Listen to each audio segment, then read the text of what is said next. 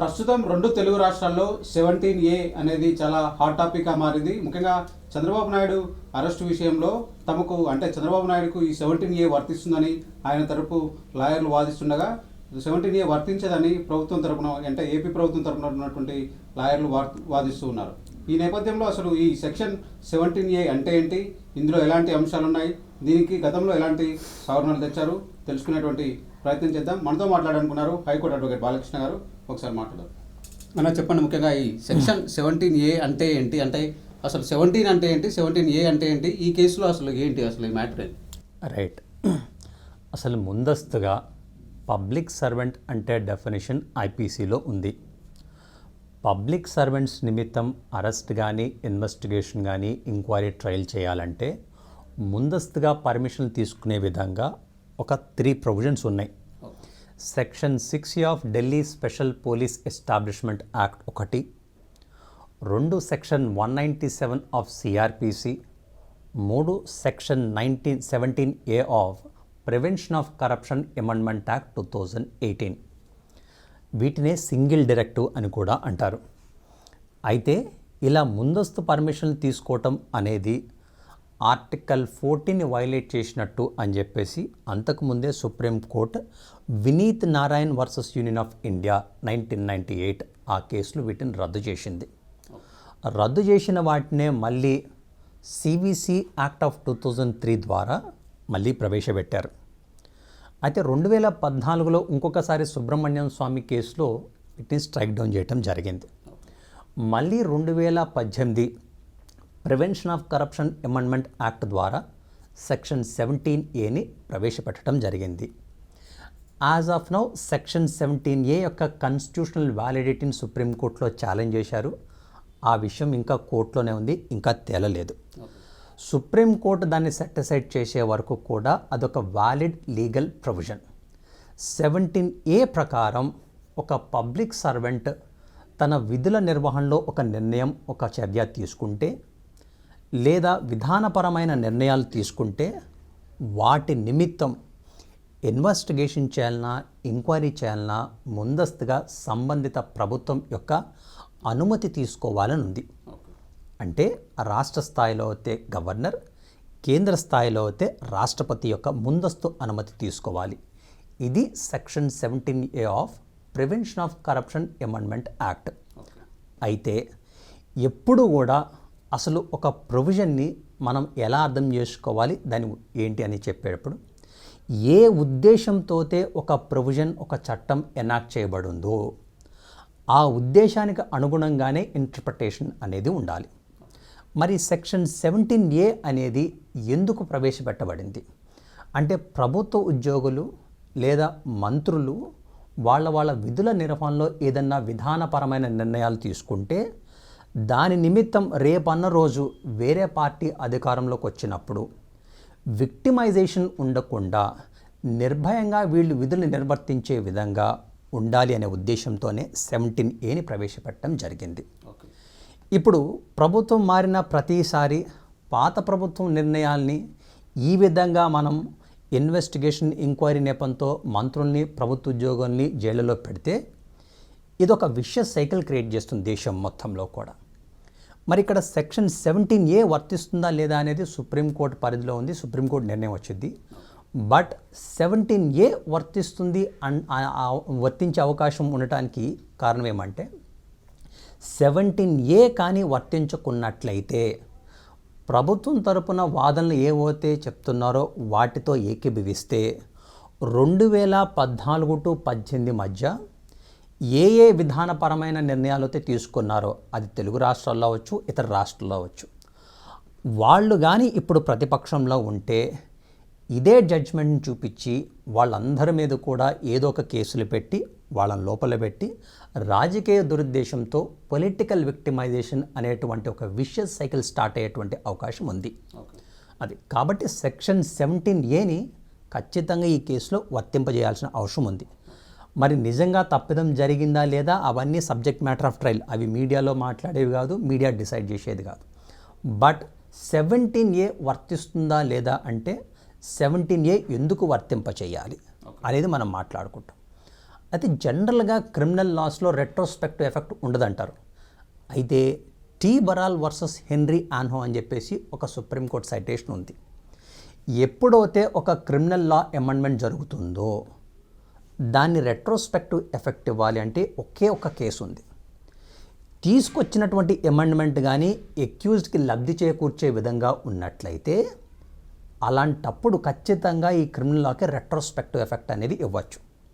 17A retrospective effect ఇస్తే ఇక్కడ accused అయినటువంటి చంద్రబాబు నాయుడు గారు అవ్వచ్చు, ఇతరత్ర ప్రభుత్వ ఉద్యోగులు అవ్వచ్చు, వాళ్ళకి మేలు చేరే విధంగా, మేలు చేకూర్చే విధంగా ఉంటుంది. కాబట్టి 17A అనే దాన్ని ఇక్కడ వర్తింపజేయాల్సినటువంటి అవసరం ఉంది. ఓకే, అంటే ఈ కేసులో పర్టికులర్గా చూసిన గవర్నమెంట్ ఏం చెప్తుందంటే, అంటే ఏపీ ప్రభుత్వ లాయర్లు ఈ కేసు విచారణ అనేది 2018 కన్నా ముందు, అంటే సవరణ తీసుకురావడానికి ముందు జరిగింది, 2016లోనే. అప్పటి నుంచి ఇన్వెస్టిగేషన్ సాగుతుంది.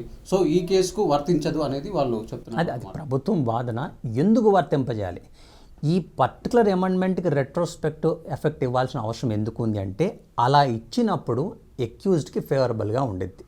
ఎప్పుడైతే క్రిమినల్ లాకి ఒక అమెండ్మెంట్ తీసుకొస్తామో ఆ అమెండ్మెంట్ కానీ ఎక్యూజ్డ్కి ఫేవర్గా ఉంటే దాన్ని రెట్రోస్పెక్టివ్ ఎఫెక్ట్ ఇవ్వచ్చు. అందువల్ల ఇక్కడ ఇచ్చేటువంటి అవకాశం ఉందని చెప్పి చెప్తున్నాను. అంటే ఇప్పుడు మీరు జనరల్గా ప్రభుత్వం చెప్తున్నట్టుగా అదొక రీజన్ అయితే, ఇంకొకటి అసలు సెక్షన్ 17A ప్రవేశపెట్టడానికి ఏ ఉద్దేశం అయితే ఉందో ఆ ఉద్దేశానికి అనుగుణంగానే ఇంటర్ప్రిటేషన్ ఉండాలి. 17A ఉద్దేశం ఏంటి? పబ్లిక్ సర్వెంట్స్ని విక్టిమైజ్ చేయకూడదు వాళ్ళ డిశ్చార్జ్ ఆఫ్ అఫీషియల్ డ్యూటీస్లో. అది దాని ఉద్దేశం. ఆ ఉద్దేశం నెరవేరాలి అంటే ఇక్కడ 17A వర్తింపజేయాలి. అట్లా. సో అంటే ఇప్పుడు చెప్తున్నారు, అంటే గవర్నమెంట్ చెప్తున్న ప్రకారం చూస్తే ఆ టెన్యూర్ మొత్తంలో చదివినటువంటి ఒకవేళ ఏదైనా స్కామ్లు కానీ ఏమైనా జరిగితే వాటన్నిటికీ మొత్తం బాధ్యత కూడా ముఖ్యమంత్రిదే అని అనుకోవచ్చా? Right. Article 164 clause 2 of Indian constitution ఒకటి ఉంది. 164 of clause 2 of Indian constitution ప్రకారం the council of ministers shall be collectively responsible to the legislative assembly. Collective responsibility అంటే అర్థం, మనకు ఒక మంత్రివర్గం ఉండిద్ది. సరే, ఒక 30-40 మంత్రివర్గం ఉండిద్ది. ప్రభుత్వం తీసుకునేటువంటి ఏ నిర్ణయం అయినా సరే ఏకపక్ష నిర్ణయాలు కాదు. ప్రభుత్వం తీసుకునేటువంటి ఏ నిర్ణయం అయినా సరే అది ఏకాభిప్రాయంతో అందరూ సమిష్టిగా తీసుకునేటువంటి నిర్ణయం.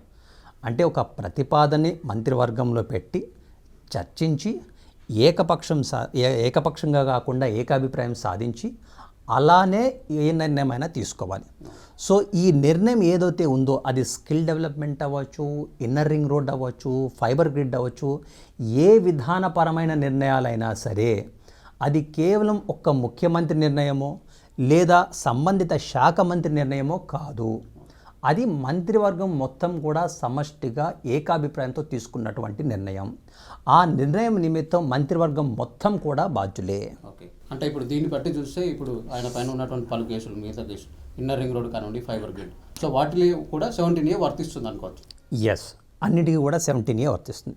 రేపు అన్న రోజు స్కిల్ డెవలప్మెంట్ కేసులో 17A వర్తిస్తుంది అంటే ఇక అదే ప్రిన్సిపల్ని మిగిలిన అన్ని కేసెస్ కూడా అప్లై చేయాల్సినటువంటి అవకాశం. ఓకే, సో ఇప్పుడు కోర్టులో కనుక 17A వర్తిస్తుందని తీర్పు వస్తే ఇప్పుడు ఉన్నటువంటి ఈ కేసు పరిస్థితి ఏంటంటే, స్కిల్ డెవలప్మెంట్ కేసు పరిస్థితి ఏంటి, నెక్స్ట్ ఫర్దర్ ఎలా ఉండవు? రైట్. మనకి ఒక సేయింగ్ ఉండిద్ది, no punitive action shall be preceded by procedural infirmities. అంటే ప్రక్రియా సంబంధిత అవకతవకలతో ఏ విధమైనటువంటి లయబిలిటీ ఇంపోజ్ చేయడానికి లేదు. సో అవుట్ రైట్గా చంద్రబాబు నాయుడు గారు ఈ కేసు నుంచి బయటపడతారు. అయితే మళ్ళీ సెక్షన్ 17A ప్రకారం అంటే సంబంధిత గవర్నర్ గారికి ఒక అర్జీ పెట్టుకుని ఆయన పర్మిషన్ తీసుకుని మళ్ళీ కేసెస్ రీస్టార్ట్ చేయొచ్చు. ఒక అర్జీ 17A కిందంటూ వస్తే గవర్నర్ గారికి లేదా రాష్ట్రపతి గారికి వితిన్ 3 months వాళ్ళు ఏదో ఒక డెసిషన్ తీసుకోవాలి. ఎస్, పర్మిషన్ ఇస్తున్నామనో లేదనో ఏదో ఒక నిర్ణయం అయితే ఖచ్చితంగా 3 నెలలలోపు నిర్ణయం తీసుకోవాలి. అంటే ఈ పెట్టినటువంటి ఈ కేసు కొట్టేసి మళ్ళీ ఫ్రెష్గా స్టార్ట్ చేస్తారా ఎట్లా? ఇప్పుడు ఫర్ ఎగ్జాంపుల్ 17A ఇక్కడ వర్తిస్తుంది అన్నారు, బాబు గారు విడుదలవుతారు. సరే, మళ్ళీ దీని నిమిత్తం ఫ్రెష్గా ఇంకొక కేసు ఫైల్ చేయాలన్నా సరే మళ్ళీ గవర్నర్ గారి పర్మిషన్ తీసుకోవాలి. గవర్నర్ గారి పర్మిషన్తోనే మళ్ళీ ముందుకు వెళ్ళాల్సినటువంటి మాట. ఓకే, సో అంటే గతంలో ఈ 17A పైన ఏమన్నా జడ్జిమెంట్స్ వచ్చినటువంటి ఉందా? అసలు 17Aనే అన్కాన్స్టిట్యూషనల్గా డిక్లేర్ చేయమని చెప్పేసి సుప్రీంకోర్టులో ఒక వాద్యం ఫైల్ అయింది, అది నడుస్తుంది.